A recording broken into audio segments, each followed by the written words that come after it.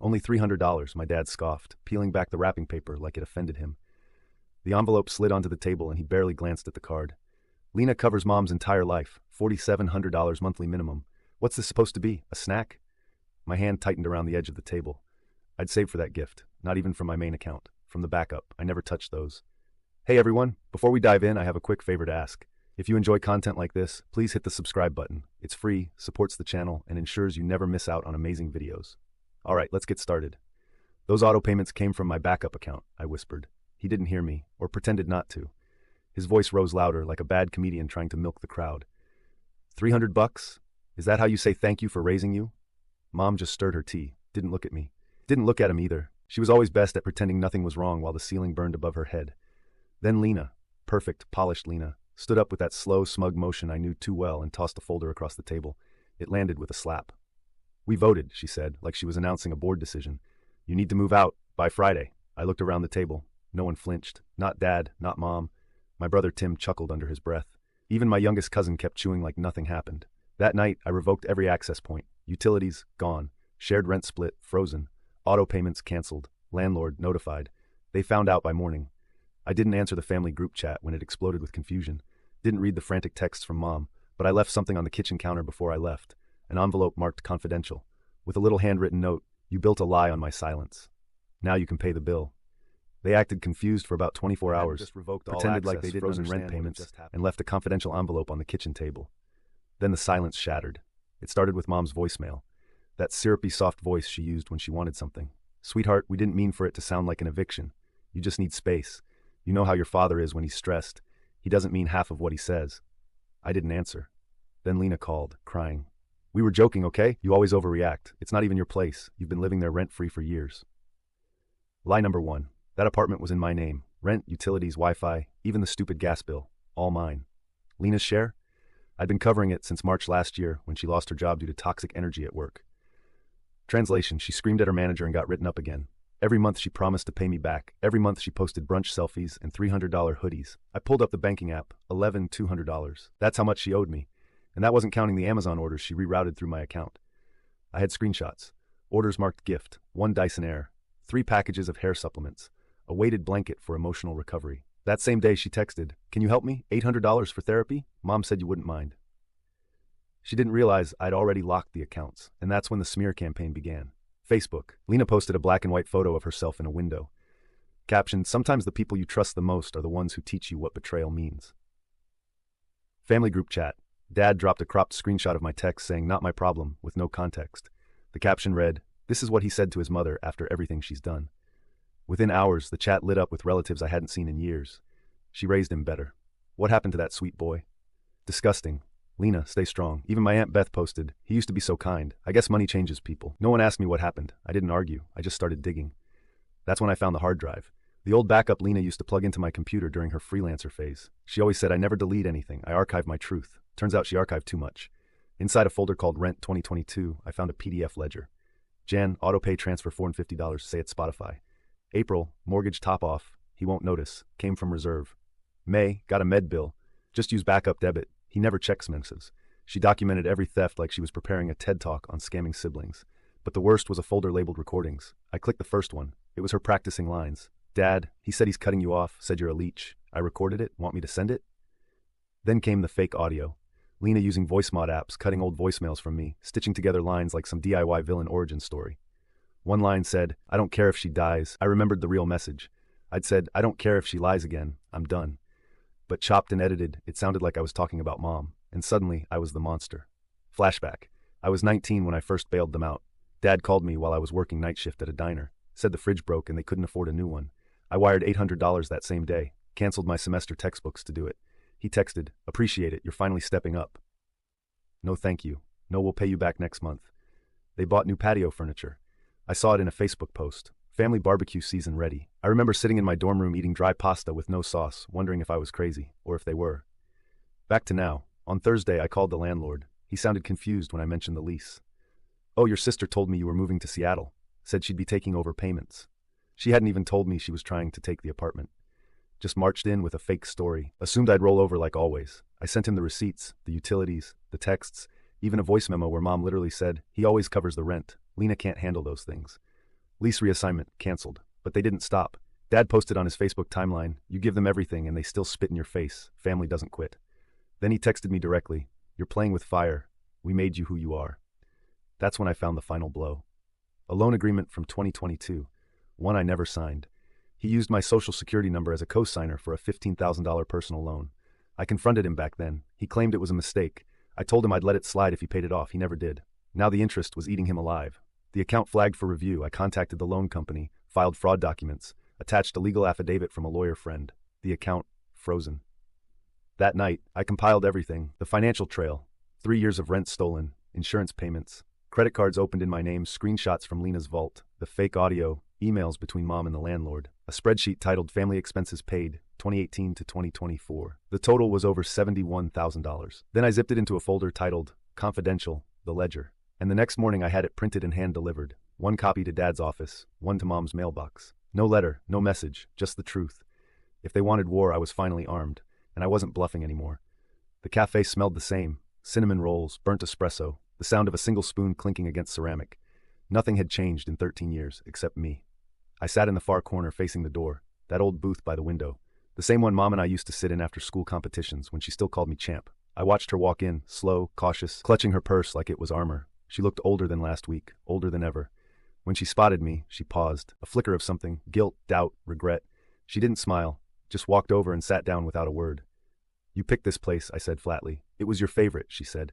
"I thought maybe we could talk somewhere that used to mean something." I didn't answer. She sighed, played with the sugar packets, tried to look motherly. "I didn't know about everything," she began. "The loan, the voice recordings, that was Lena's idea. Your father, he just didn't want to burden you." "You helped them steal from me," I said, calm. "You wrote the emails, you called the landlord, you let them use my name for insurance, for credit, for taxes." Her jaw clenched, her hands trembled, just enough to notice. "We didn't think it was a big deal." $71,384, I interrupted. "That's the total of what I paid. Rent, bills, Lena's vet visits, your prescriptions, Dad's back taxes. I have a ledger." I pulled out the folder. Confidential, the ledger, same as the one I gave Dad. I slid it across the table. "You're lying," she whispered. I opened it to page 3, pointed. "This one's your email to the insurance company. You added my debit card on file. Remember, you said your card wasn't working." She blinked fast. Then I pulled out something else, a tiny flash drive, set it on a napkin.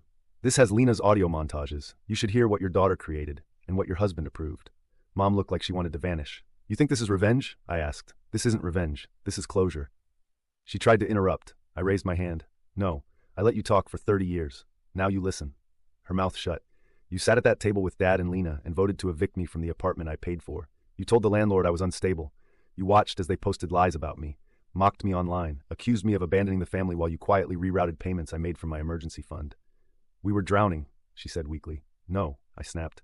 "You were comfortable, you were thriving, on my name, my credit, my silence." I leaned forward, dropped my voice. "I'm done being silent." She shook her head slowly. "You don't understand what your father's been going through. He lost his pride. He couldn't provide anymore. So he took mine instead," I said. She said nothing. "Tell me," I continued, "when you sent that group text, the one where you said I snapped and threatened you, did you think I wouldn't find the screenshots? Lena literally labeled them family bait on her backup drive." She paled, realized I'd seen everything. "You still think this ends with me forgiving you?" I said. "But this isn't a movie, Mom. There's no slow piano and teary hug at the end." I pulled out the last item, an envelope, sealed clean. "This is a formal withdrawal of all financial support, effective immediately. Rent, insurance, cell plans, car loan, groceries, all of it." "You wouldn't," she said. But it wasn't a threat, it was a plea. I already did. I stood. My chair didn't even creak. I looked down at her, this woman who once packed me lunch for school and now helped her husband siphon my savings. "You told people I turned my back on family," I said. "But I didn't. I turned my back on users." "Please," she whispered. "If we lose the apartment, we have nowhere else to go." "That's not my problem anymore," I said, and then I leaned in close, one final line.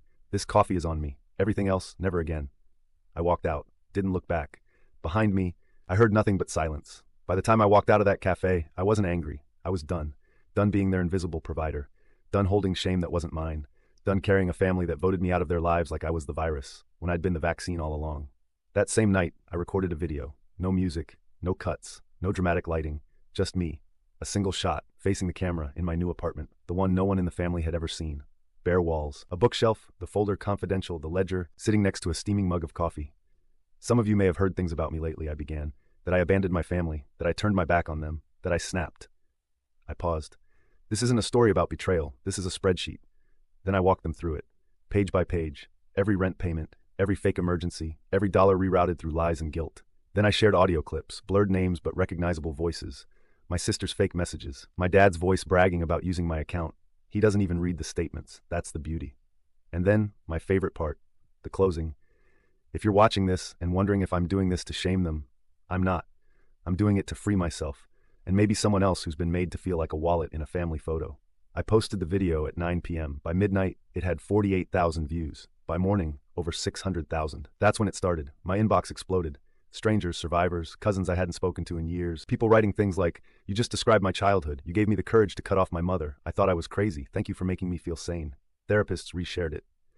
Then came a call from a podcast host. Big audience, mental health and family trauma. Then a journalist. Then a lawyer, not mine, who offered to help me go after the fraudulent accounts. Then a message from Jake, my sister's ex. "What you did, it lit a match. And guess what? She's burning everything trying to put it out." I didn't respond to any of the family's messages. Not the voicemail from Dad, "You think you look strong, but this is pathetic." Not the text from Lena, "Please take it down, I'm losing everything." Not even the email from Mom, "You proved your point, now can we stop this?" Because it wasn't about a point anymore. It was about reality. One they couldn't lie their way out of anymore. A week later I launched something new. A clean, minimal website, a digital shelter for people used by those closest to them. It wasn't a nonprofit, not yet, but I listed all the tools I wished I'd had. Steps to freeze shared accounts, sample letters to landlords, a PDF guide titled "How to Exit a Family with Receipts," and at the bottom, a donation link. Not for me, for the Ray All Foundation that supports adults recovering from family-based financial abuse. The site blew up. Within 72 hours, over $14,000 was raised. Someone designed merch, t-shirts that said "Blood Debt," mugs, "Confidential," "The Ledger," hoodies, "I'm not your ATM." Then came the most satisfying part. A friend from high school sent me a link. It was my dad's Facebook. He posted a video, grainy, filmed from his car. He tried to explain his side, said I was always difficult, claimed I was unstable to discredit me, said the video I made was doctored, said Lena was going through something. It had 4 likes, all bots. The top comment, "You taught him everything he knows, especially how to walk away." A few days later I drove back to the house, not to go in, just to stand across the street. It was dusk, lights were off, no music, no laughter, no fake family dinners, the garden was overgrown, the trash bins overflowing, the place looked like it was trying to forget itself. I dropped one last envelope in their mailbox. Inside, a photocopy of the final withdrawal form, signed, notarized. One sentence, scribbled in red ink, "I stopped paying for your silence. Start living with the noise." I left town that weekend. New city, new keys, new number that started with an area code no one in that house would ever know. And just before I turned off the lights in my new place, I took one last look at the framed print I'd hung above my desk, a gift from someone who'd watched the video and said it saved their life. It read, "Not a villain, not a victim, just finally unavailable." And I smiled, because for the first time in years, I owed them nothing, not even goodbye. I started with the contacts list, scroll, tap, delete. Mother, father, Lena, Tim, Claire, Uncle Jim, even the cousin I liked for 5 minutes in 2009, all gone. Then came the socials.